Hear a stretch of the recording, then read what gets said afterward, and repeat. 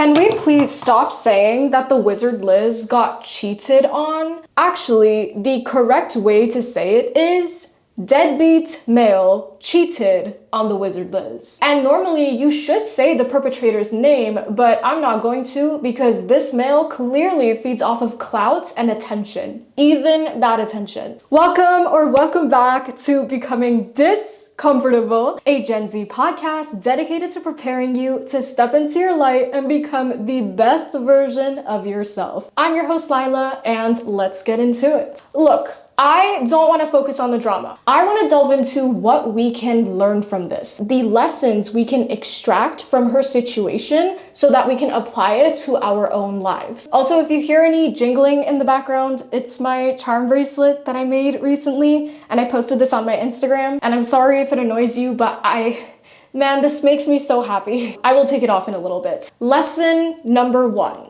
Public ostracization of bad behavior can be a powerful tool of resistance. That's why I'm starting by pointing out the many videos titled "The Wizard Liz Got Cheated On." We seem to have forgotten that words and order matter, even if you have good intentions. See, even though these videos criticized the male's behavior, the problem with this title, or in general, whenever we say a woman got cheated on, is it subconsciously implies the woman's fault, when obviously she has no control over another human's actions. But this is actually not limited to the Wizard Liz's situation. By the way, guys, I'm testing out a new way to film. I'm trying to look into the camera at you, but I have to remind myself to do that. Bear with me, please. I was watching a video about how it's very common in South Korea and overall East Asia for women celebrities to come out and give a public apology if their husband cheats. That is baffling. To apologize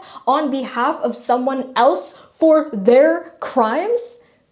Language shapes how we see the world, how we see people. So if you want to see this global cultural practice change, start being intentional with your words. This male cheated on a woman. This male destroyed the life of an unborn child. Suddenly, societally, it becomes less acceptable for men to commit such actions. For example, it used to be so normalized to say, boys will be boys. But fast forward to today, and if someone says that now, they're usually met with dirty looks and scorn. Now, I want to clarify that for all we know, this could be a PR stunt. We might believe it isn't, but you never know. I am just going based off of information available to the public. And true or not, there are always valuable lessons that we can extract from other people's stories. Lesson number 2, the consequences of going viral. For the longest time, the Wizard Liz was known as a manifesting queen of a sort. So more specifically, this is providing an answer to the question, how could the Wizard Liz manifest such a negative outcome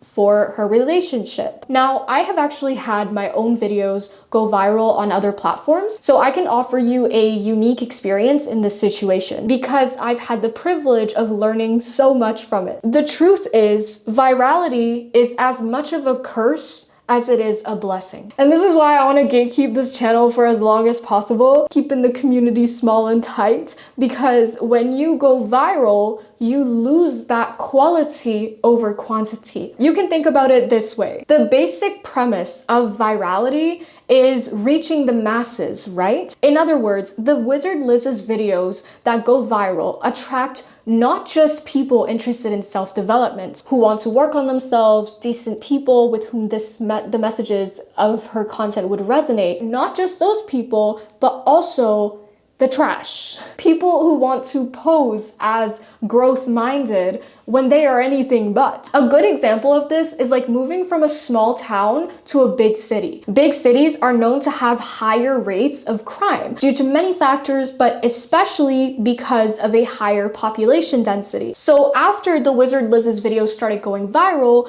this unfortunately also opened up the doors to individuals such as the male who took advantage of of her vision, of what she wanted, right? Oh, another good way to think of it as is how moths are attracted to light. Light attracts darkness, spiritually or metaphorically. When you are putting light into the world, when you are positive-minded, empathetic, kind, you embody these traits. You will notice you might find some negative people who try to pull you down with their negativity. And then that creates a dissonance between you two, but there can be attraction too. Like there can be two things at once. I'm not a psychologist, but I have dealt with like situations like this in my life. But this is a hunch that I, along with many other people, have shared. And it is that narcissists are typically drawn to people high in empathy, high in energy, vibration. So what I'm saying is you can believe in manifestation, gratitude, law of attraction, whatever, and still have negative outcomes. You're a human being. It's not magic. I feel like that's what people get wrong. Regardless of what your beliefs are, bad things can happen to anyone. Bad things happen to good people all the time.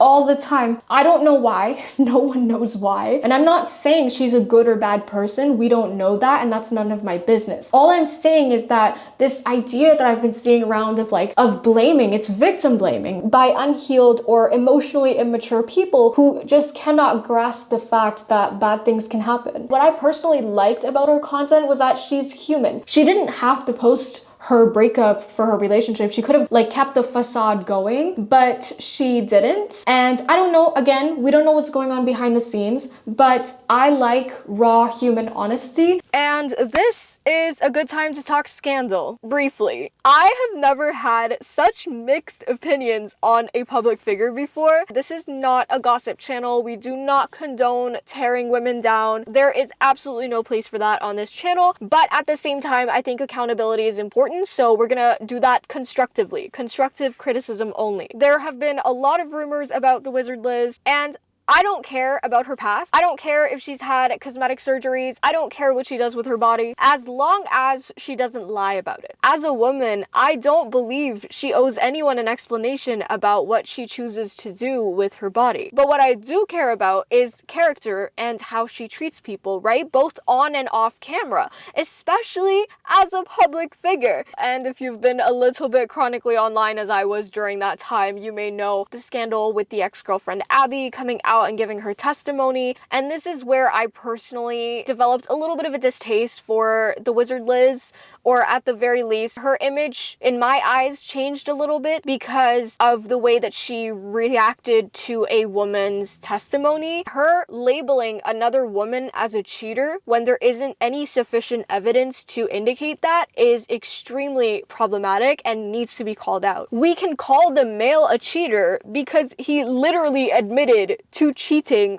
on camera in front of millions of people around the world. The same cannot be said about Abby. Regardless of what these women's pasts are, presents are, I don't care, right? But if there isn't sufficient evidence, you are basically slandering a person and then getting mad when someone else does that to you. And the fact that she is defending a cheater, giving respect and putting a cheater's opinion on a pedestal, it makes no sense. Why is this male's opinion even being considered at this point? It no longer has opinions.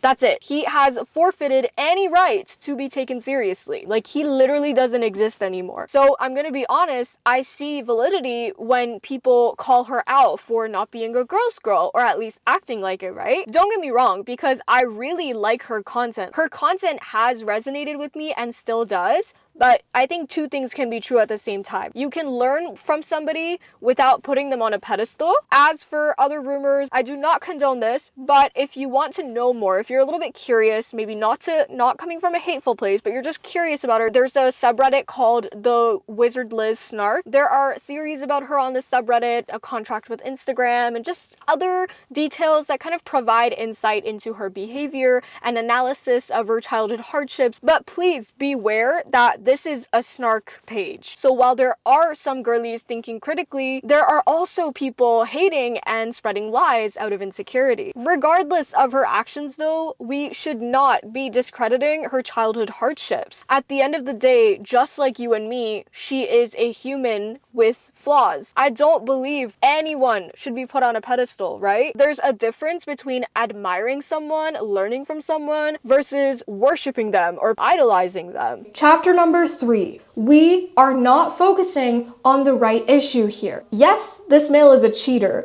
but more horrifically, it is now a deadbeat father to a child that isn't even born yet. The cycle is repeating itself when we are desperately trying to break it. I actually scripted a video months before this situation happened about the normalization of, or at least acceptance of, deadbeat fathers in society. And this video concept is still in my notes, like I haven't finished it yet, but I was writing down my observations about how the tolerance is still too high, which then allows for the continuation of this crime, robbing an innocent child of a good parent, of a good childhood, and also touching on how if we continue to tolerate this behavior, then deadbeat males have no incentive whatsoever to change. And the reason I call this male a deadbeat father already is because even if he provides financially, he has proven to be unfit as a father. How? He intentionally stressed out a woman carrying a child in her womb. We know that maternal stress can cause harm to both the mother and the developing child. But it's actually even more sinister than that. As an American Heart Association article states, prenatal stress can program a child's brain for later health issues. Catherine Monk, a professor at Columbia University Irving Medical Center, said that if a mom is anxious in pregnancy, the fetus could be exposed to greater levels of cortisol, aka the stress hormone, and this can subtly change the set points for the child's future response to stress. But what's more interesting is she said that a child predisposed to react to high levels of stress, but then born into an environment that is safe and non-threatening may struggle with anxiety problems because that level of vigilance and reactivity is no longer needed. So even if the Wizard Liz gives the child a safe space alone, the child's life could still be affected. And none of this is a secret. If you know how to get a woman pregnant, then you also know how to take care of a woman during pregnancy. A father who would do that to his own child and its mother is not fit to be a parent, and therefore deserves no custody whatsoever. This should literally be a law. People get mad at our religion, but like this is why cheating is literally like a punishable crime. It's the desensitization of it in Western culture, everywhere really, but like especially over here, that really irks me. You know, I don't even know how it's possible to be so desensitized. But anyways, being a parent is so much more than just contributing sperm. He is not a father to be. He is a sperm donor. Call it as it is. Chapter number 4 is one of the biggest lessons for everyone, especially my religious girlies, the legality of marriage. Now, many of you may be confused as to why the male called his marriage to the Wizard Liz fake on his own Instagram stories. As someone who grew up with the same religious teachings as the Wizard Liz, I'm familiar with this. What they likely got done is a nikah. In the context of religion, all you need to be considered officially married is a nikah. And in order to be intimate, and that's one of the main reasons why a lot of people get nikahs done faster. You don't even need a wedding or an engagement ring specifically. Nikah, I'm saying the whitewashed version of it. A nikah is a religious ceremony that requires 2 main components, among others. The first is meher, which is a gift from the groom. It's like a dowry that needs to be paid to the bride from the groom. And this can be literally whatever the wife asks for. He is obligated by law to provide this for her. She could ask for a ring, $10,000, a house, whatever. And then the second part is you need witnesses. I believe from both sides of from both parties. Now, this situation highlighted 2 very critical points that every religious woman or any woman in general needs to know. We're talking about the legality of marriage outside religion. We know that Islamic marriage and legal marriage are not the same thing, and this just highlighted the importance for both of them. Before we begin, let me just clarify that they were in fact married. The male called it a fake marriage because it's a cheater. It was just using excuses to try to justify its cheating. This also means that their child would not be considered out of wedlock, unlike a lot of what the gossip is suggesting on the internet. I know we didn't want to talk about gossip and drama, but like it makes me so mad seeing like like false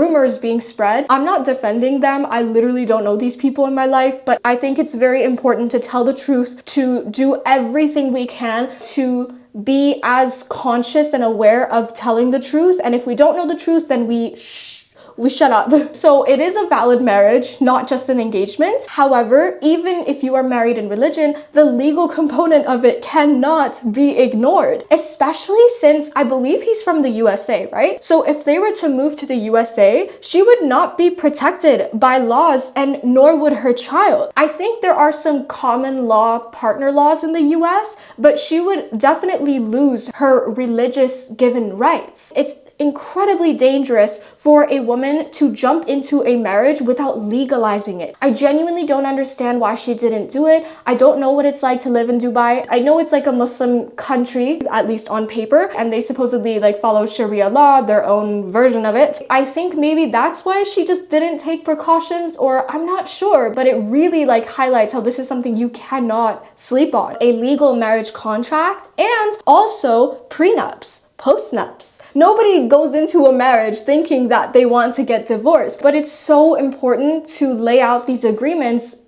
before things get 10 times worse and the animosity builds. So agreements about how assets and financial responsibilities are supposed to be divided within the marriage and after. Infidelity clauses, which can potentially outline reparations in response to cheating, which if I was her, I would definitely put in, because this entire situation did so much damage to her reputation and her brand, and most importantly, her child. Now, child support does exist in the religion, but there is still little to no support without a marriage license. And when you have a child in the picture, it complicates everything so much more legally. Oh, and this also brings up a really important point, which is to be wary of men who cosplay as muzzies, or in general being religious. If you are religious and they're not, anytime they like cosplay as being whatever you desire in a partner. I know he converted, but did he actually convert? How do we know this person actually genuinely converted and not just for the sake of a marriage? You may remember the rise of red pillars converting to the religion for clout. You know who I'm talking about. And yet with their actions, they completely disrespected the religion. They preyed upon muzzy hospitality. You'll notice that anytime a white person or any like non-Muslim and rare demographic converts,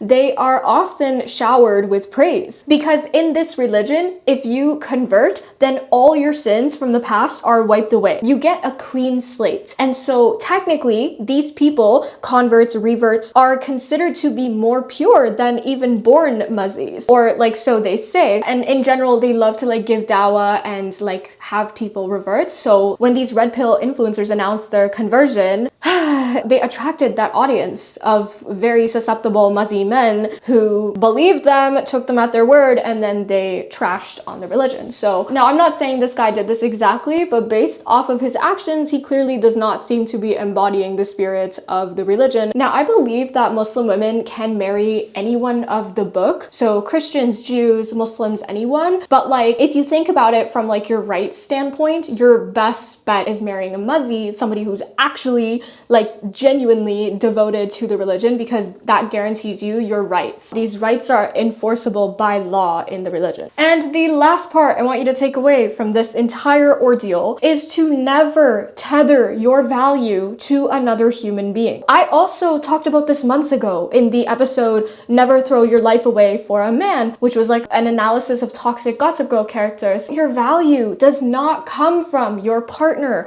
your family, your relationships. Attachment to this dunya, including the people in it, is a recipe for disaster. You can enjoy material things without attaching to them. You can enjoy the company of other human beings without attaching them to your image, your whole self to them. If a person cheats on their partner, like the lustful male in the WizardLiz story, that is a reflection of the male's character, not the woman's worth. And sure, we can absolutely take accountability as women. It's our responsibility to to audit a man before marrying him, before allowing him to access us. If we speak biologically, women are the source, the more scarce source. Sperm is considered less expensive, it's more easily available in abundance, whereas women are born with the source. Not to mention that women literally create and nurture life. Therefore, the risk is higher for women than it is for men. So it makes sense for women to gatekeep themselves. I've been seeing a lot of criticism about that, and I get it, but we should be coming from a place of growth and not a place of shame. We should not be shaming somebody that is sharing such a painful moment, an experience of their life that resonated with so many women. Like, there's a reason why this blew up the way that it did. And not just because it's The Wizard Liz, but also because I think it resonated with a lot of people, a lot of women. So yes, The Wizard Liz should be holding herself accountable, and to an extent her audience can too, for her due diligence in screening for a partner, but another human's actions are not a reflection of her as a person. And I guess this applies to a greater discussion of how we need to stop measuring a woman's worth by how successful her romantic relationship is, or any relationships in general. It takes two to tango, and she can at max contribute 50%. It's one thing to not like her, but she should not be held liable for a malicious male's actions. And at the end of the day, I don't care what happens between relationships and men and women, but when children are involved, that's when we do not play. Shout out to the 2 subscribers that were the reason this video was even possible. Not to sound corny, but like, your support means a lot. Thank you so much for tuning in, and I will see you guys in the next episode.